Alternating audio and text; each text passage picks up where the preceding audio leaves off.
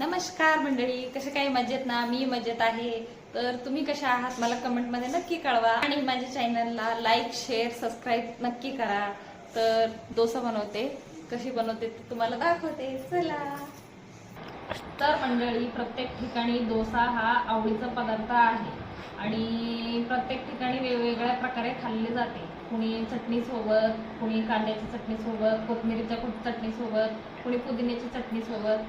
तर आमच्या इथं म्हणजे माझ्या घरात आम्हाला कशा प्रकारे आवडते ते तुम्हाला दाखवते. तर हे बघू शकता,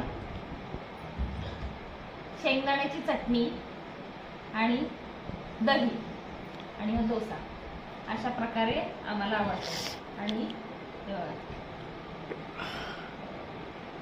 हे अशी चटणी लावायची आणि दही.